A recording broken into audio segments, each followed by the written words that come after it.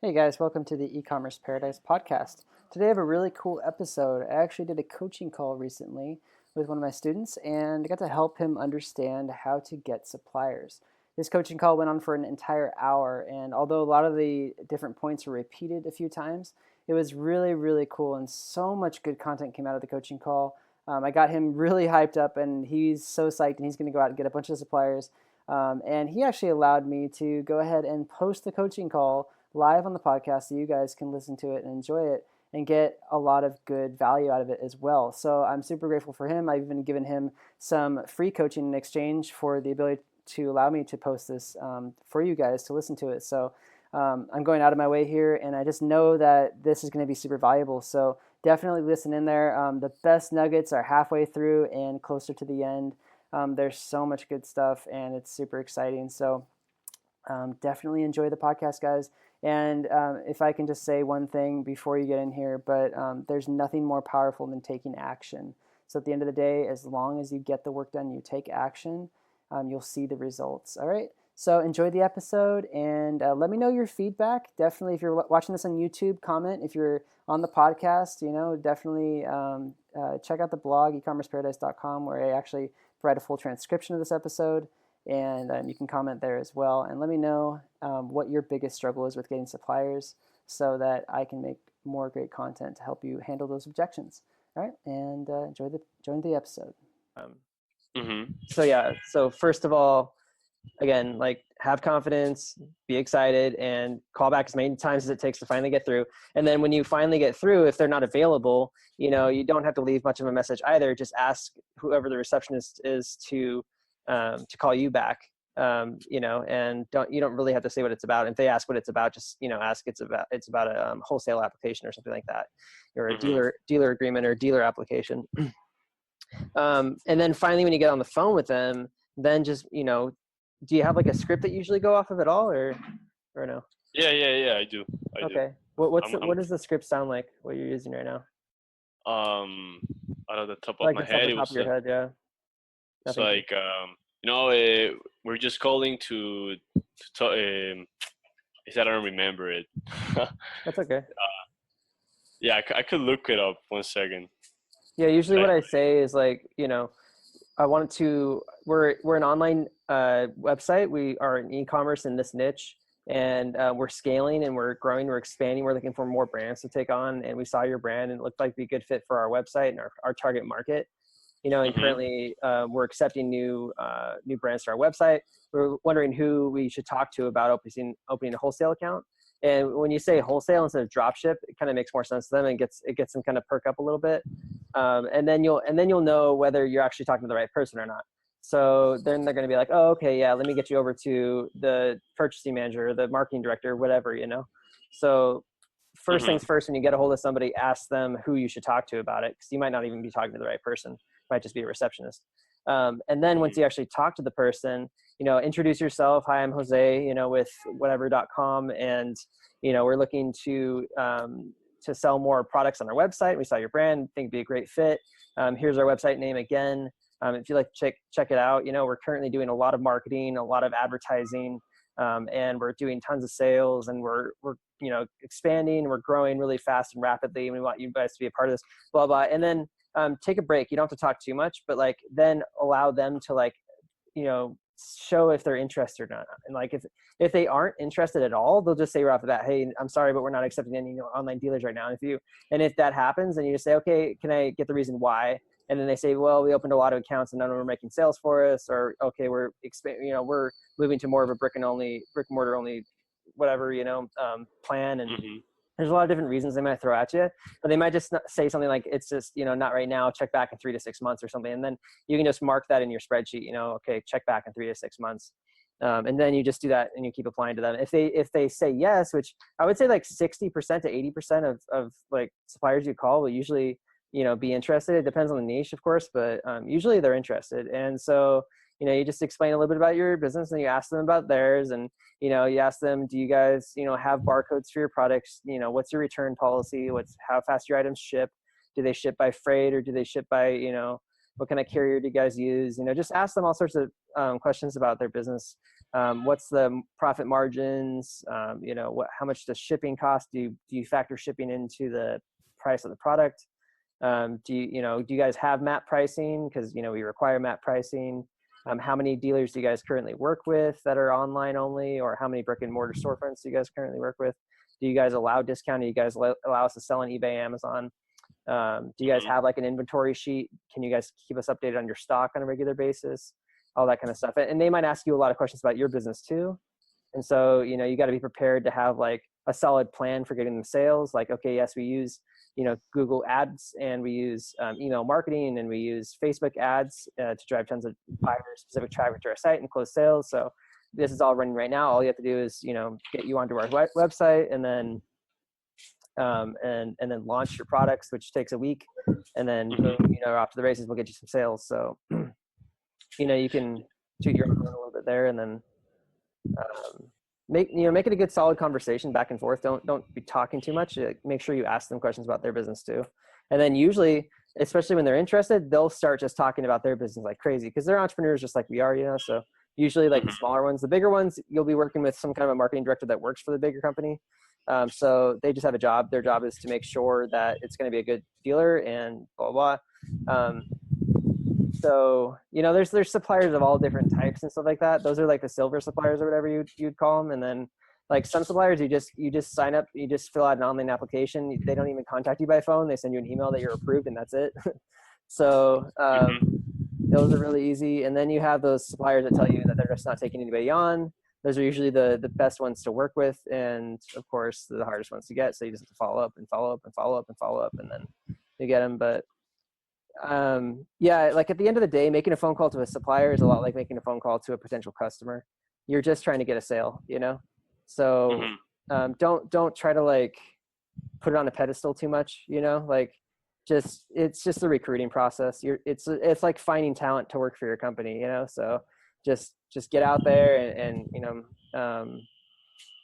just hit the phones, man. Like, dialing for dollars, that's what it's all about. It's just like any other industry, like real estate or stock options, or you know what I mean, like Wolf of Wall Street kind of shit, And like, how about those that like already said no? Should I just like keep pitching them as it was the first time? Yeah, Like, totally. What we usually want to follow up with is like, hey, it's been a while. We're doing tons of sales. We got a bunch of new suppliers on board. We're bringing them lots of sales. We are getting some inquiries for your products. We have to sell them on other suppliers' products though, and we hate to do that. And we'd love to have you guys on board. You guys are kind of missing out. We got tons of things going on here. Just make them feel like they're missing out. Like that's kind of probably the best thing you can do. And I don't have to go on too much about it, but just a little bit here and there. Follow up maybe once a month, or once every couple of months, and more likely than not, we get them on board. I just had a quick win by one of my students. Also, they were able to get on board with a really tough to get supplier that kept saying no over and over again, just by giving them like an option, basically saying, okay, if I don't bring you any sales in 3 weeks, you can cancel my account, that kind of a thing. So if they just keep giving you shit, then you can just say, hey, listen, like I'm willing to, do a trial run with you guys. If you just want to, allow me to sell your products on my site, I'll bring you a sale within 3 weeks. And if not, then you can just, consider it, forgotten or whatever, and they won't even set you, a lot of them, they won't even set you up in the account. They'll just say, okay, yeah, go ahead. And then when you bring the first sale in, you got to expect it's going to take an extra day or two to process, because they're actually going to set up the account when you bring the first sale in, a lot of them work like that. Yeah. So kind of how it goes.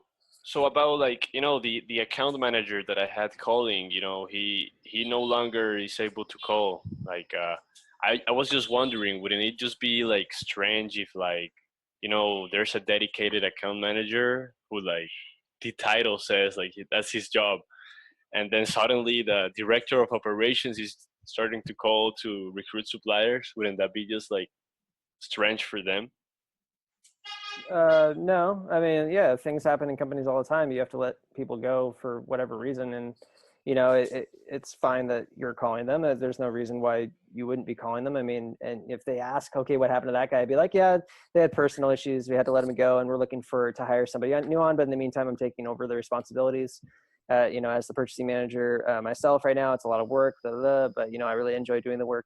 and I'm just looking to get on Mm-hmm. board with you guys. You don't have to make too big of a deal out of it. It's kind of an internal thing, it's kind of a private thing. It's not really their business, so Yeah, um of course. so yeah, don't worry about the way they perceive you. Like, they just want to look at facts. They want to make sure that, number one, you're going to offer really good customer service. So if anything, talk about your customer service team and how awesome they are.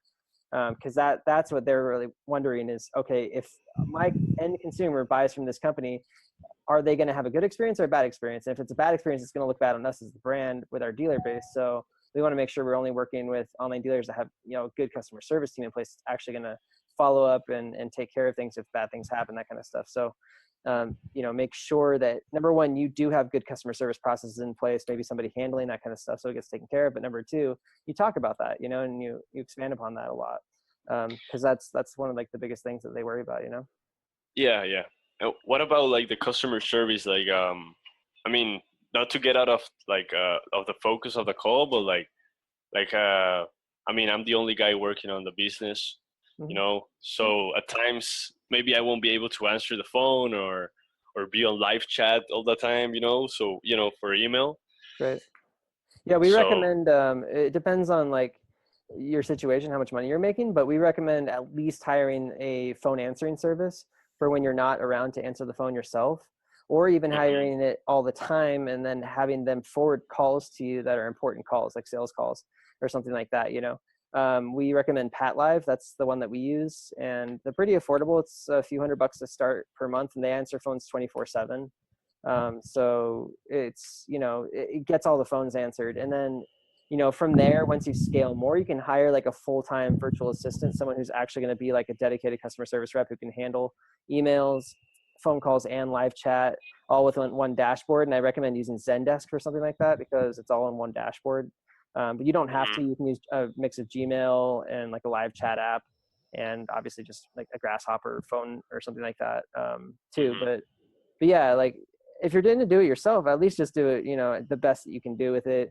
Um, you know, Make sure you're following up with everybody, especially with any like warranty issues or shipping damage issues. Make sure it gets taken care of. And just don't try to screw people over.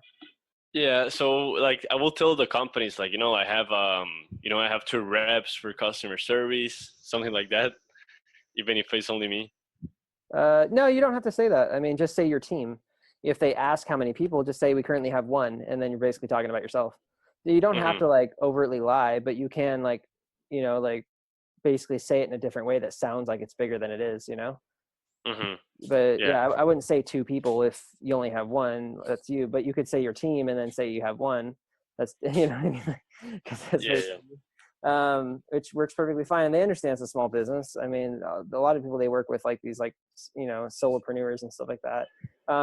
But just let them know also that you're scaling and you are looking to bring on more people as well as time goes on. So that kind of a thing. Mhm, But yeah, and then so there's the customer service side of things, and then there's the sales side. So they also want to make sure you're going to bring them sales.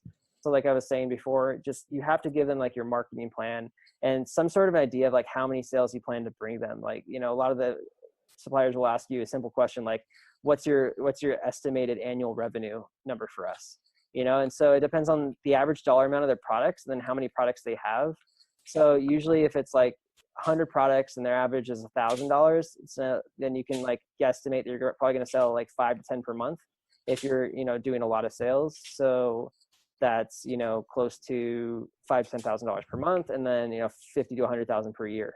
So you can just give mhm, them that sort of an estimate depending on what the average dollar amount for their products are and how many products they have. So and that's pretty much it. And then you just take whatever you're making right now, whether it be 30,000 a month, 60,000, whatever, and give them that actual number. Just be like, hey, we're currently pulling in, around 50K a month in sales, and we're scaling. We've been scaling for the last, 6 months, a year, and we're looking to get to, more six figures in sales per month. And we want to bring your brand on board, want to make that a part of our scaling process, our And launches. would you say that even if I mean I'm just launching, like I literally just launched ad yesterday, so. Oh, cool, man. Yeah, like that's where you plan to be. So I wouldn't shy away from like saying things like that. Like, hey, like our goal is to get to this number in sales. You don't have to give them your exact sale number if you're not making those sales. Like I said, don't lie, but you can say your goals. Like that's perfectly fine. Like, hey, my goal is to reach this many sales for your brand in the next 6 months, or whatever. So Hmm. pay $10,000 or $20,000, $30,000, that kind of a thing. Those numbers sound great to those people. If it's high ticket products, they want more dealers that are going to spend advertising to sell those products and also do the customer service for them. So those are the main things you're taking off their plate as a supplier. You're taking advertising dollars and marketing dollars, and you're taking customer service dollars, because all that stuff costs them a lot of money. If they wanted to hire somebody in-house to do all their marketing and e-commerce stuff for them, it would cost them upwards of like $50,000 to $100,000 per year per person, right? In just Hmm. salaries, and plus all the other Yeah. expenses for their ad accounts, thousands of dollars per month. And so you're going to take that expense off their plate in exchange for a discount on the products that when you sell them, right? So that Yeah. sounds really good to them. So you only get paid if you sell stuff. So just understand it's like a commission only sales gig, except for you have your own company, so they have no Hmm. tie to you whatsoever. If you disappear, you disappear. You know what I mean? They don't need like to cancel a contract with you or something like that. So it's really easy for them to get into these relationships. The thing that they're worried about is the customer service. So you just want to make sure that that they understand you're in it for the long term, and you really want to make it a long term thing. You don't need terms. You're just going to work on a credit card, business credit card, and they like that too. But that you are in it for the long term. You're not like a fly by night person or whatever. And you don't even need to say stuff like that, but just make sure you say that you're in it for the long term. Hmm. You're looking Yeah. to build a big business and stuff like that. You have big goals. I mean, just if you sound enthusiastic about it and confident, you'll sound fine. And just don't don't be nervous, because like that's like the worst thing you can do is just be nervous and start talking a lot. You like say something and then take a break and let them respond. That's Yeah. like the best thing. Like pause and then let them respond to that. And then when they say something about you, like build rapport with them, like find commonalities, like where did they grow up, where are they from, what city do they live in, what kind of hobbies do they do, you know what I mean? Like find commonalities with them so that you can build rapport, because that's like one of the best things you can do is build friendships with your suppliers, because that stuff goes a long way. Then whenever you call in, it's like, oh hey man, it's Jose, yeah, what's up man, yeah, how are you, good to see you, Hmm. how's your dog doing, that kind of stuff. Like it really helps, Yeah. like to build a good relationship. It'll get you discounts in the future. It'll get you like premium support, like all that Hmm. stuff. So try to, when you first call in, try to establish, first credibility and then rapport, and then just try to close that dealer agreement sale with them. And then once you get that going, then every single time you call in, build a little bit more rapport. Just ask them questions about their lives and stuff like that. uh, Hmm. the best thing you can do is build relationships with people, for sure. Yeah. Okay. Speaking of which, where are you located? I'm in Colombia. Oh I'm wow, living cool. in Colombia. Yeah. Which city? Barranquilla. You know? No, I don't. Barranquilla. I haven't been to Colombia yet. I have it on my list. No, not Latin America. No. Yeah, well, I've been to Nicaragua. That's as far south as I've been. Central Oh, America. So, I've been meaning to go to Medellin and Cartagena, I think. okay. Hmm. That's super close to me. Oh, cool. Yeah. Okay. Actually, I would recommend if you're gonna come here and you wanna go to Cartagena, Yeah. I would say, I mean, I rather go to Santa Marta. That's like 2 hours away from Cartagena, just because it's so much beautiful. Okay. In my opinion. Sweet. Is Yeah. Cartagena kind of like a big party town, or like what like it's crowded, or? It's it's it's historical. It Oh, has okay. like the big wall, and that the ships from Spain came to Cartagena, and there's like a big wall surrounding the city. I There's got an you. old city there. Okay. And yeah, there's party, but in Santa Marta there's party too, and it's like beautiful beaches, Yeah, I see it up there. The pictures amazing look really mountains. nice. It looks like Thailand, man. Yeah, Sweet. yeah, yeah. Yeah, that's on my list for sure. Yeah, what's his name? I don't know if you know who Bam Margera is, but he just posted Who? something on his Instagram where he flew into Cartagena and he got into a taxi and I guess he got robbed by some guys. They like put a gun on their lap and like they Oh, said damn. something into a translator in their phone and they said like empty your wallet. He posted it on Instagram. I was like, oh shit, dude, that's pretty gnarly. Yeah, You it, can't be it too could flash happen. lately. Yeah, yeah. I mean, it's Central South America, whatever. They call it the they call that el paseo millonario, like the millionaire ride. Oh yeah. Yeah, Yeah, that's the name. that's funny. Cool, man. Well, when I come out to Colombia, I'll hit you up. Yeah, So bro. what's the city you're in again? The name of it? Barranquilla. Yeah. Barranquilla. So you said it's near Cartagena. Oh, I see it now. Okay, yeah, got it. Cool. Yeah, it's right there on the coast. That looks like a big city. Yeah. Do you travel a lot over there in Southeast Asia? Yeah, we're usually like Thailand and Malaysia and Bali and Philippines and Vietnam and stuff like that, like all over the place. So just kind of different Okay. places. It's a lot of fun out here. So Yeah, cheap bro. and stuff. That's in my goals, going there soon. Yeah, man, definitely. I mean, I feel like there's a lot of similarities, between Central and South America and Southeast Asia. It's just that Southeast Asia, in my experience, is very safe, whereas I Mhm. hear a lot of like things about like Central South America being like kind of sketchy sometimes. But I mean, whatever. I just haven't even been there, so who knows? I hear a lot of good things. Like I want to go to Panama City and Costa Rica and San Jose and all that. Mhm. Obviously, like Brazil is awesome. So whatever, dude. Like I gotta go. Yeah. But yeah, so I mean, it's easier to call suppliers because you're being in South America, you're on their time zone still. Like I have to stay up till like Oh yeah. right now. Well, I mean, it's not that bad. Like 8, 9 o'clock, I can start calling suppliers, but still, it's like I'm kind of like done for the day Oh at that point.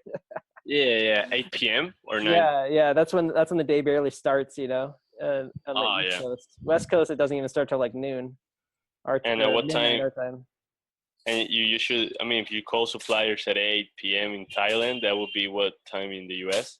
Yeah, like around like 9 a.m. East Coast time, so 6 a.m. West Coast time, So some Uh-huh. suppliers on the West Coast, they don't open till 8 or 9, so it's like midnight by the time.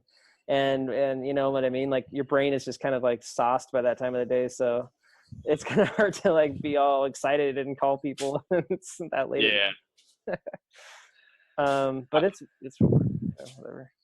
Yeah, and do you ever think about hiring like an account manager to call and to handle supplier relationships and I mean, stuff? you totally can, like think about Wayfair, I'm sure the owners of Wayfair don't call suppliers themselves. They have teams of people that go out there and manage that stuff. I used to work for a distribution company that is in 5 cities in the States, in the lock and security industry.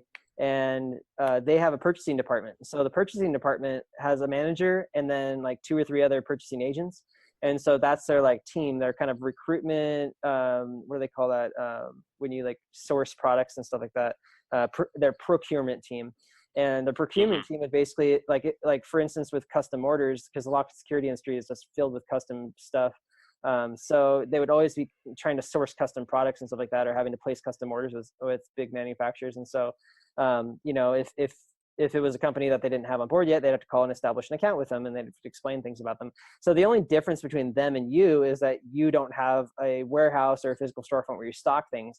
But the cool thing is that these suppliers do. They stock their own products. They don't need you to stock their products for them. They already do that, and they have a fulfillment warehouse, and they're just like Amazon, but they do it themselves.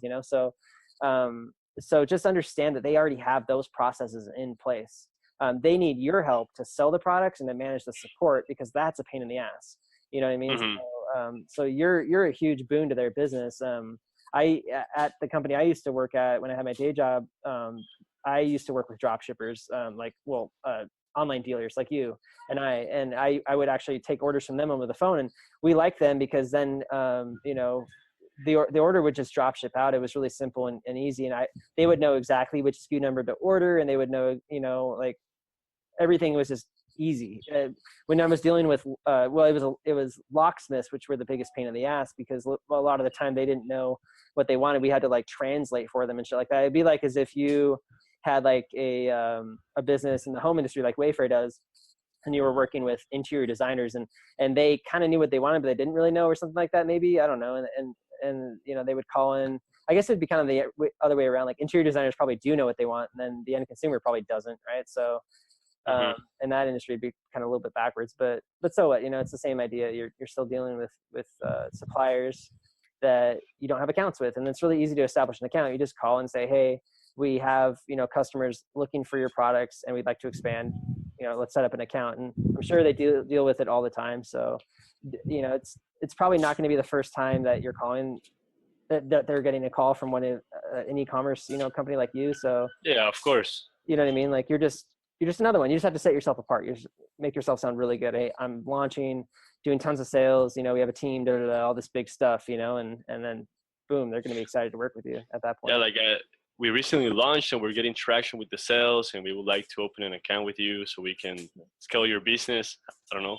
Yeah, exactly. I mean, if you just make like a checklist, like write down a checklist, make sure you have it like on hand so that in case you happen to like lose your thought mid like pitch, that you can just refer back to your notes, That's like the best thing I can suggest, because if you don't, then you might lose your thoughts and you're like, so can I get an account? And then you kind of sound like you don't know what you're talking about. But if you have notes right in front of you, like, salesmen always they're looking at your notes while they're doing the call, then you never lose your train of thought. And then, like, okay, here's the questions I have to ask this person, like you always want to ask the supplier, like, do they do MAP policy? How many online dealers do they have? That kind of thing. Do they allow you to sell on Amazon and eBay, as well as your own website? And So you would ask them that before asking of the application? no. You ask for the application first. Maybe, yeah. Okay, so asking a question isn't just because you want the information. Asking a question of your supplier puts you in a stronger position negotiation wise. It gets them to answer to you. You see, now you're in the control position of that conversation. You're in the power position.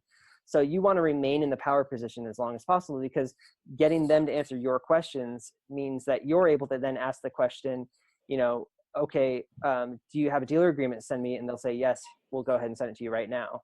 You know what I mean? Like, so you asking them questions makes you sound smarter. It makes you sound more credible and more like an authority and more professional, right? Knowing what questions to ask them and stuff like that. Because if there's obvious things that can be worked out, like, hey, what's their return policy?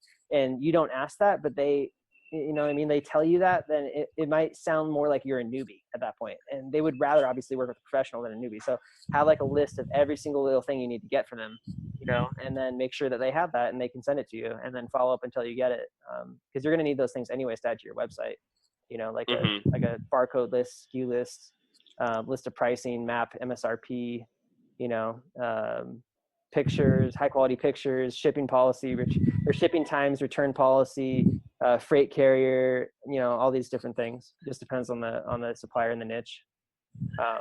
Then what I usually do is ask them if the owner would be interested in an interview for my blog, because then that way I'm able to advance the relationship a little bit further once the account is established. And then that way, like, it also, again, makes you sound like more professional. It makes you sound like you've been doing this before. Like, and if you don't feel comfortable doing that at first, that's fine. But like, once you get a supplier with lots of sales, reach out to them, be like, yo guys, can I interview, the owner for my blog? Here's a few questions. And then you have like a blog post on your blog, the story of the founder or whatever. And then you can do kind of the same thing. It's called spotlight marketing. In a way, it's influencer marketing. And it's just a good way to build your brand positioning and again, build more rapport, build a relationship, over time, get them to remember you more. So all that stuff is really powerful. Yeah, I got like a really big brand that I know that if I get that, it's like a diamond supplier, like a really big. Yep. But they're not answering the phone. It's incredible. Oh, one's answering the phone? No one. I mean, you call them and nothing. So how do they handle customer support then? Yeah, that's super weird. Huh. Are they owned by a bigger company? Like No, that's the big company. They have a bunch sell of through distributors, maybe. Mm. So sometimes if it's a big brand, they might sell through a distributor, and then they expect the distributor to do all that for them. I mean, because I look at the smaller brands that they handle, but I mean, I don't find them, Okay. like online. Where are you finding your suppliers? Are you finding them on competitor sites, or are you finding them somewhere else? Yeah, competitor sites. Okay, cool.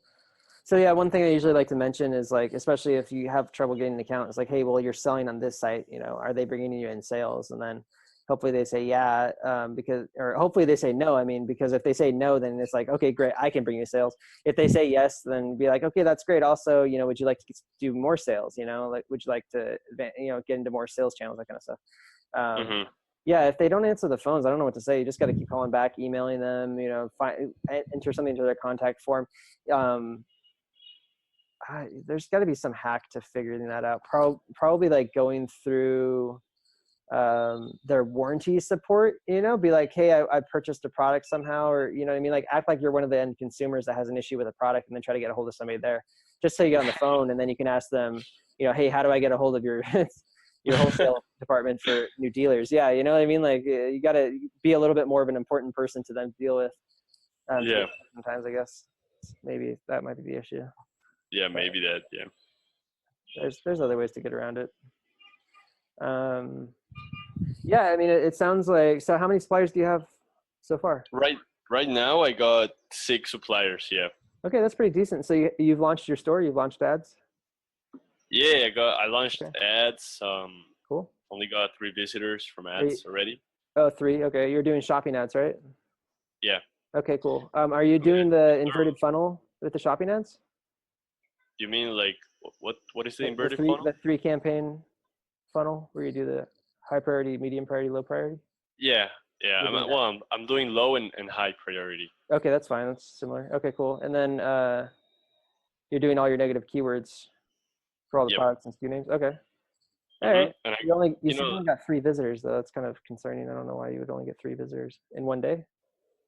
No, not in one day. I mean, I launched them yesterday at night. So.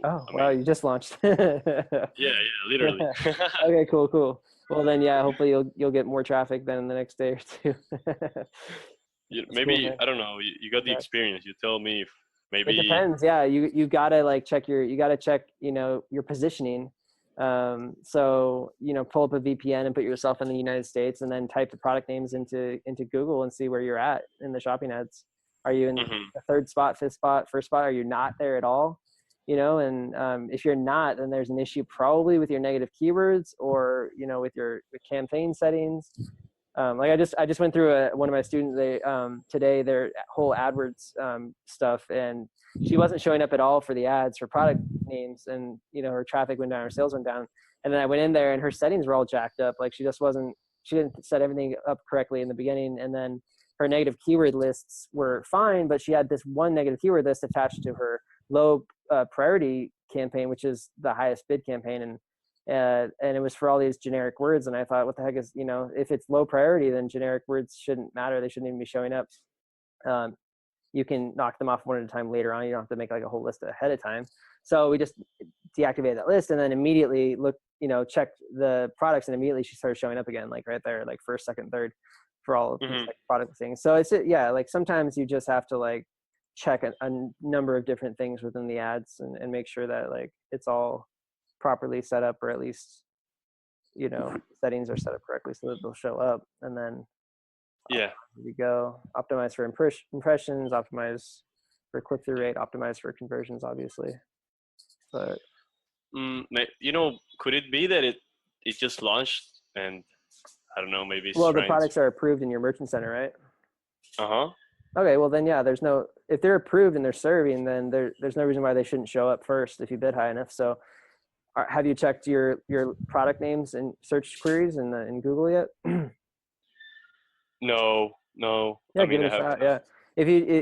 Okay, so some of your products will be more popular than others, but it doesn't really matter. You should always be showing up in the shopping ads, so just take any product name, the full name, plug it into Google. Like I said, put your VPN on because you're in Colombia. Do you have a VPN? Yeah. Okay, cool. Yeah, just put yourself anywhere in the States, Texas or something, and then search that product name. And could I be bidding too low? It's possible you're bidding too low. It's possible a negative keyword is set that shouldn't be set, that's making it just not even show up at all, So there's 2 things. If you're bidding too low, then you'll be in there, but you'll be in there really low. So you just need to bid higher. The other thing is, so if you're not showing up at all, then it's obviously some sort of a negative keyword stopping you from showing up. So you need to check all your negative keywords and make sure there's nothing stopping that. And then the third thing is, let's see, so it's either you're showing up too low or you're not showing up at all. or you're bidding really high, but you're still showing up low. And that has something to do with your website. Your quality score is low. So then you want to check your website and improve your product sales pages, like your descriptions and stuff like that, and like put more content on there, basically, and more pictures or whatever. So Google sees that you have like a really good quality listing. Okay. Those are the three things usually. All right. I'm gonna do that after. I'm gonna check all the negative keywords. Maybe it's Yeah. that. Are you showing up? Are you showing up? Oh, well, you have to check first. You didn't. You said you hadn't checked yet, so. Well, I have already paid for a few clicks, so. You are showing up, obviously, but yeah. Okay, cool. Yeah. Just just make sure that you're always checking yourself against the competitors and the shopping ads on a I would say daily basis in the beginning, then a weekly basis as it goes on from there, and maybe monthly after that. But it's always good to just try to make sure you establish everything properly in the beginning using that funnel system. But once it's all set up, you don't really have to go in there on a daily basis and check it out. But there will be keywords sometimes that pop in, like used or accessories, that kind of crap. So you can negate those out. But don't do too much with negative keywords in a low priority campaign, because those kind of things can mess you up and make it so that you don't show up for those product name searches that you really want to show for. So most of your negative keywords should go in the high priority campaign. And you said your high priority to like the generic keywords? Yeah, of course. Well, high priority goes to your generic campaign, and the negative keywords are brand names and product names and SKU numbers. And then you can just put those in the keyword lists, and then apply the lists. That's a lot easier to do. And yeah, make sure in the beginning you do not have enhanced CPC turned on. Make sure it's manual, and make sure you don't optimize your bid delivery. Make sure you just like set it to bid consistently, because Google doesn't have any data for you up front. So if you give them leeway to use their algorithm to up or lower your bids according to what they think is a high converting search term, they're just going to do whatever. And you don't want them to do whatever, you want them to serve your ads. So you do acquire customers. So turn all the automation stuff off in the beginning. Turn the ad schedule on 24/7. And what else? Oh yeah, and then for the locations, make sure on the excluded locations, if you're going to exclude anything, like if it's Hawaii, Alaska, Puerto Rico, that kind of thing, then don't choose the recommended one, which is like people interested in your locations, because some people might be interested in Alaska. Just choose people that are only located in those locations. So that way, people won't actually be excluded that shouldn't be excluded from seeing your ads, that kind of thing. So it'll show up to more people. But yeah, that's the basic essence. And then it's just like a daily checkup from there.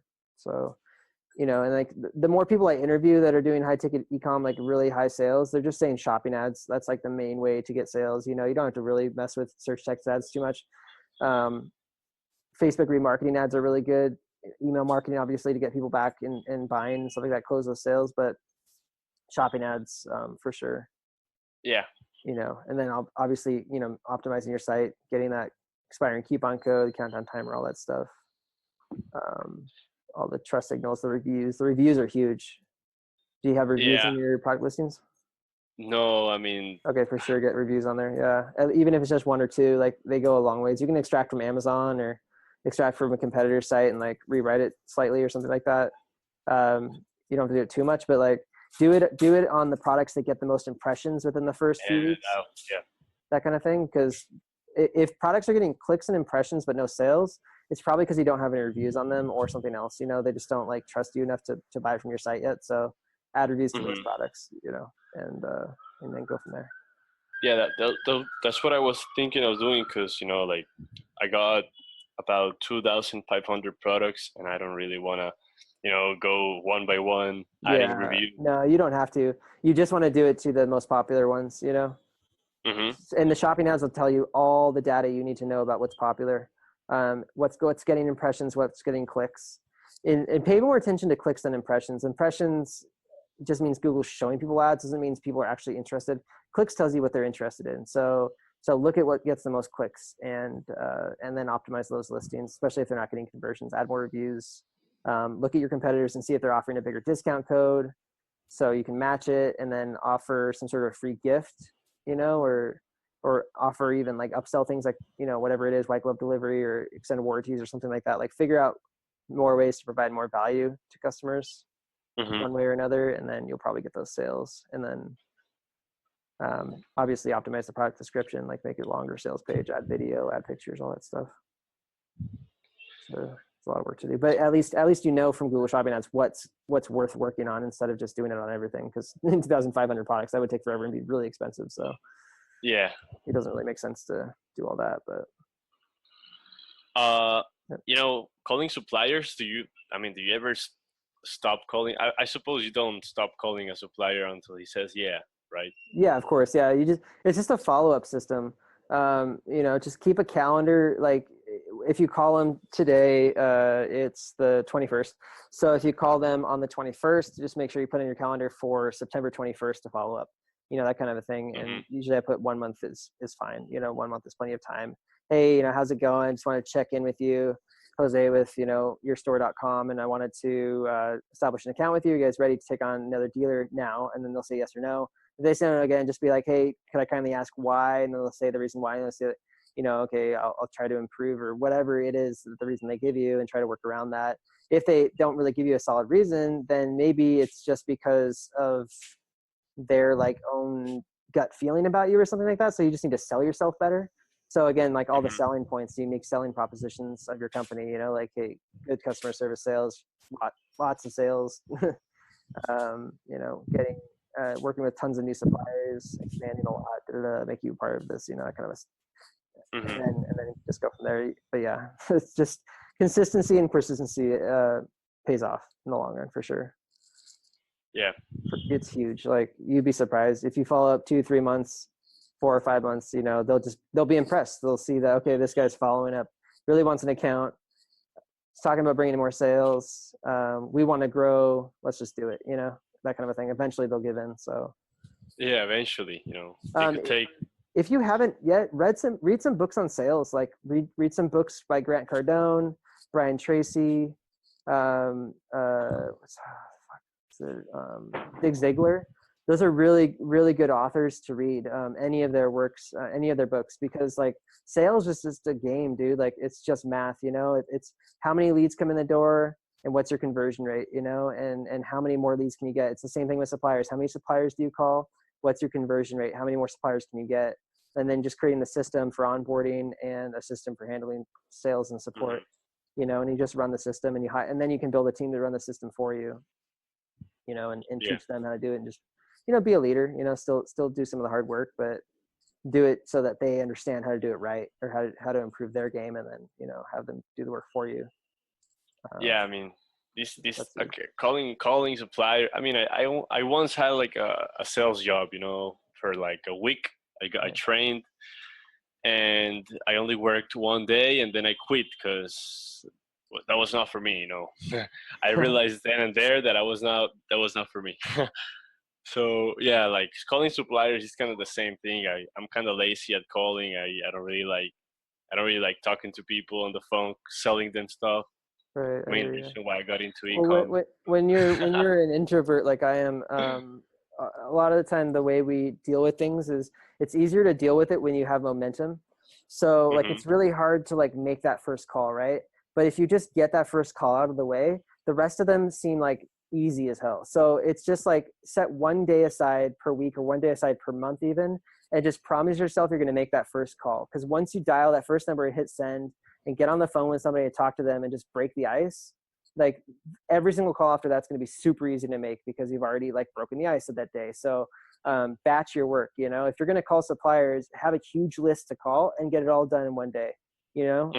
That's like the best way to do it, because you're going to feel so much more comfortable making these calls after the first call is done, as opposed to telling yourself, oh, I'll call one person today, one person tomorrow, that kind of a thing. Because it's just hard to do that way, but once you get the momentum built up, it's just way, way easier to be fearless when you make the next call, like, oh, I've already talked to somebody, my heart rate is already going up, like I'm already talking, you know what I mean? Like I feel good. Like when you're on the phone with them, stand up and walk around a little bit and use your hand gestures as if they're right in front of you, because they'll feel that energy, Yeah, and yeah, yeah. smile and stuff like that and laugh, whatever. Like just try your best to put energy into the conversation. It really does help a lot. And yeah, like you don't like it. No, nobody likes it. Nobody wakes up and says, I can't wait to call a supplier today. Like that's not something any of us look forward to, but if we don't do it, our businesses don't grow. So we have to, so it's just the responsible thing to do. Like when you're sitting there wondering, if you're going to call a supplier today, just say to yourself, hey, do I want $100? What, you know what I mean? Like what is it that you really want in life? Do you want like a lot of food? Do you want to go on a vacation? Like that emotion that ties you to that like feeling of how awesome that is has to be also tied to getting suppliers, because like that's the root cause of it. Is like getting that supplier means you have the account. The rest of it is Hmm. easy, right? So you just have to get that account. So just tell yourself, just understand it's a numbers game. Not every supplier is going to approve you. Don't take rejection personally. It's not about you, it's about them. So just understand rejection will happen. Expect to be rejected, and then when you're not rejected, you're like pleasantly surprised. You're like, okay, cool, let's do this. But when you expect to be rejected, it's no big deal. It's like, okay, yeah, this is rejection, that's fine. What's the reason why? Like I understand that it's not about me, it's about you guys. Can you tell me why you're not currently accepting new dealers? You know what I mean? Like, and maybe it is about you. And so if it is, then that's good, and you can improve yourself. Hmm. But take if they do offer you like constructive criticism, take it lightly, and take it with a grain of salt. And don't ever try to get in some kind of an argument with a supplier, or don't try to push too hard with them. It just leads to bad feelings, and they'll never ever ever ever ever put you on board if anything like that ever happens. So Yeah. again, like just don't take it too seriously if there's any like weird disagreements or any weird like emotional energies that they send to you. It's not about you, it's about them. Yeah. Has it happened to you? Have you ever fought with a Yeah, supplier? dude, it has, man. I got into a really weird conversation with a supplier one time. He was just like, I don't know what, he was having a bad day. Like he probably got off the phone with like a pissed off customer or something. Uh huh. And then he had to talk to me, another one of these online dealers calling for an account. And he'd probably had too much coffee or something. Like he was just pissed, dude. Didn't have his like breakfast yet or lunch or whatever. You know what I mean? Hmm. Like honestly, it's not about me. It's about this guy. And this guy is a douche to me. And I took it personally. Like I just did the wrong thing. I totally took it personally. And I got pissed back at him. And then we just went back and forth for a little bit. And I was like, I'm never doing business with this guy. And I'm sure he felt the same way about me. But like in the end, it probably would have been better if I was just like, you know what, I totally understand. Let me call you back later. You know what I mean? Like it sounds like you got a busy day going on. If you just show that respect and appreciation for them for their business, that goes a long way when they're having a bad day, and makes them feel really good about you now, because now you helped them have a better day. And that shit, maybe in their mind, then they really do want to do business just because they like you now, because you tried to help them have a Hmm. better day or something like along those lines. Like it just goes to like basic people skills. Like just understand that we're all just like trying to make our way through this crazy ass life, and to deal with shit on a daily basis. Being an entrepreneur Yeah. is not easy. Owning a business is not easy. Managing a business is not easy. So, um, No, no. but yeah, Hmm. like that's the best thing I can recommend is batch your work. Like I just had a podcast with John Lee Dumas. I interviewed him about how he scaled his podcast so much. And then number one thing he had as a tip was batch your work.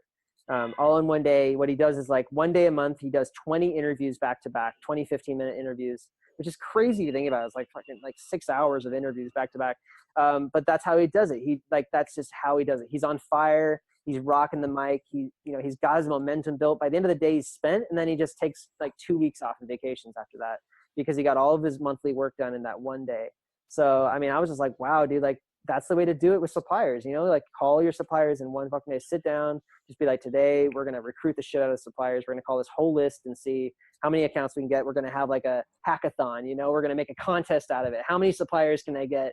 And if I get 5 suppliers, I'm going to go buy myself a freaking ticket to the movies. If I get 10 suppliers, I'm going to go out and get like a $50 meal. If I get 15 suppliers, I'm going to go get a massage. If I get, you know what I mean? I'm going to buy a ticket to Thailand if I Hmm. get 20 suppliers, that kind of shit. If you set yourself some rewards, like you're your own commission salesperson, and then fucking Oh reward yeah. yourself. It's like the best way to feel, because then you have something to work for, and like write it down or put it on the wall or something, like the things you really want, and just look at that and feel it and know that you want it, and know that you want the thing bad enough, way more than you're afraid to call suppliers. And when you get to that level where like you want it so bad that it's more of an emotion than your fear to call suppliers is, then you're going to make And sometimes you'll find in life that it's a lot easier out of the fear of loss to feel that kind of energy than it is for the potential for gain. So like, for instance, if you're going broke or you have debt you need to pay off, feeling that fear of not having money, or that fear of not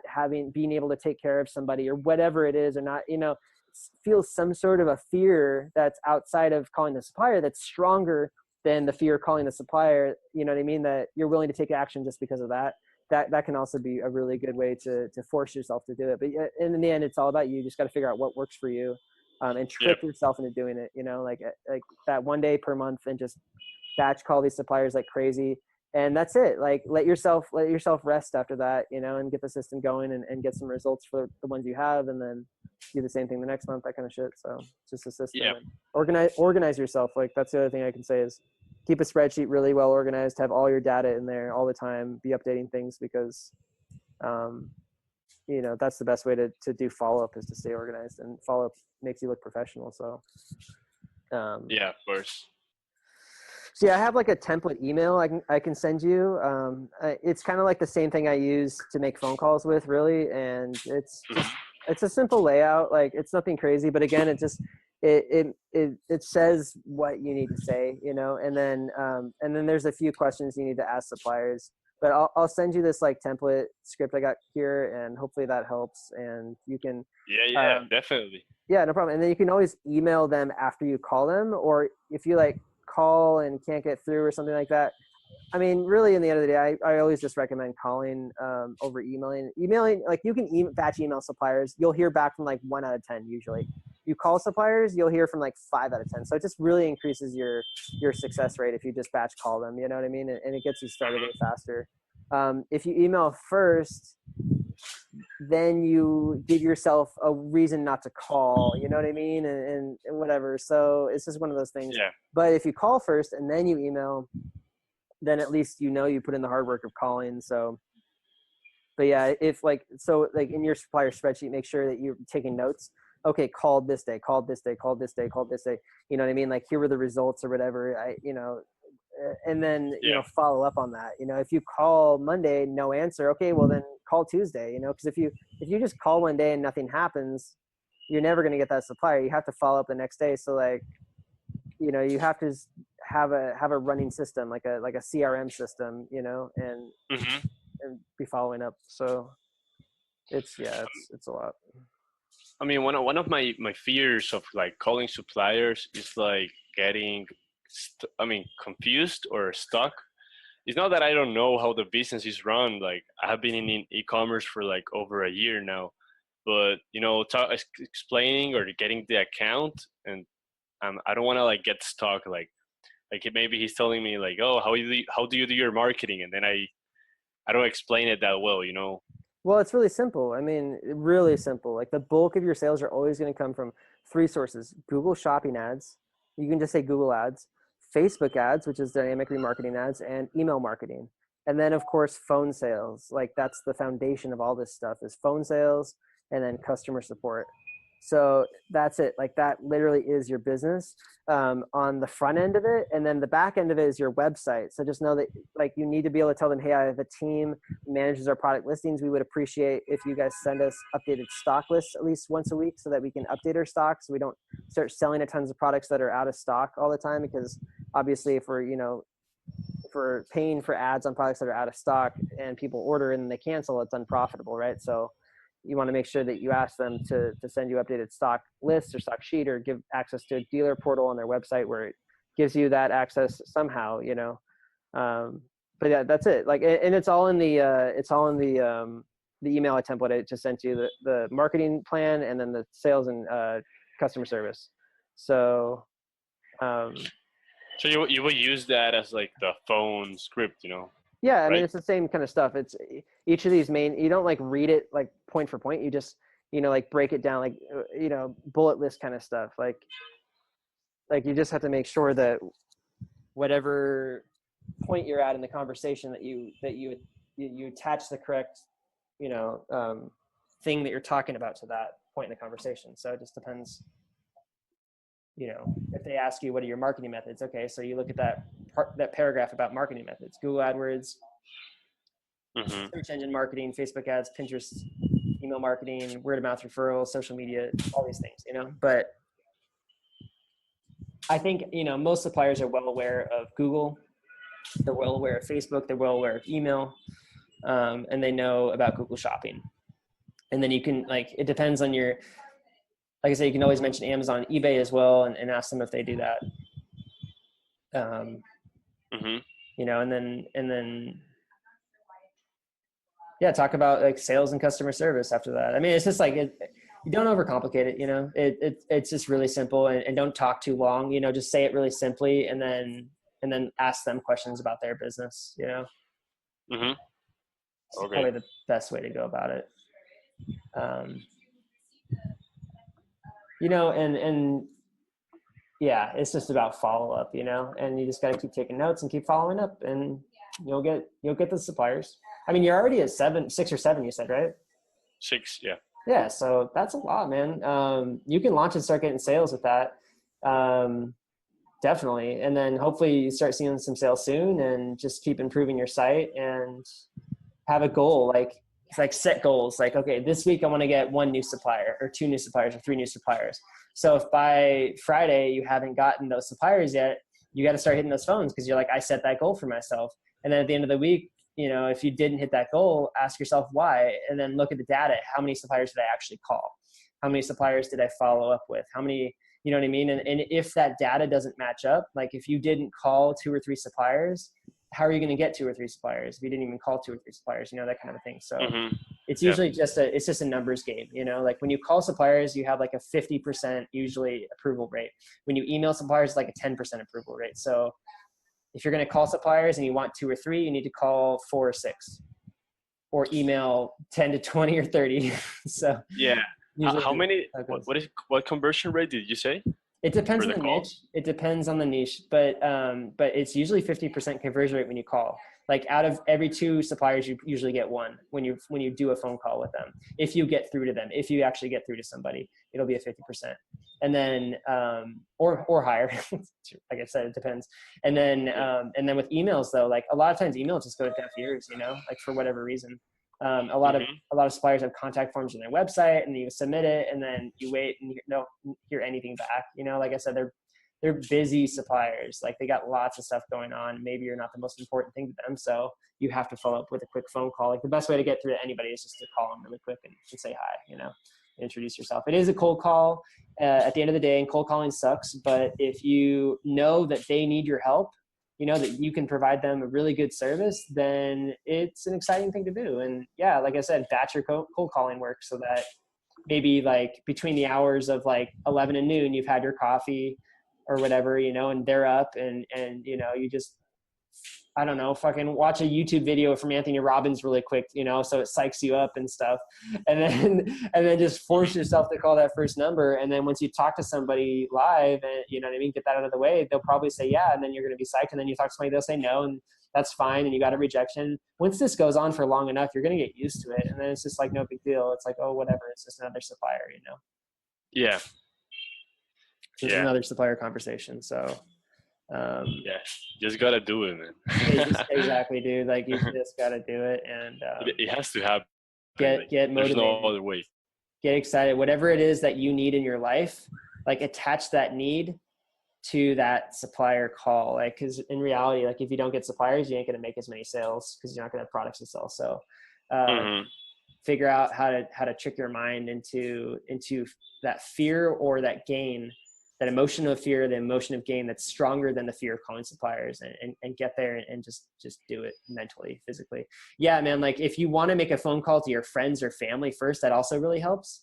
You know, like just get on the phone with somebody that you're comfortable talking to really quick, so that you know what I mean? So you build up your blood flow and stuff, you know, and like hop around, do like a bunch of jumps, do some push-ups, you know, like I always found that really helps. Like if you just get on the floor and do like 20 push-ups, you know, you're pumped, man. Then you're like fearless to type the numbers and call that phone number. You know, you're sitting there at your desk and you're hunched over, you're going to be scared, but do some push-ups, do some sit-ups, run around the block 5 times, you know, just like get psyched. And man, like all of a sudden calling people seems like nothing, you know? So that really can help too, like getting yourself like pumped up physically, because it's a physical thing calling somebody. So, you know, think about that.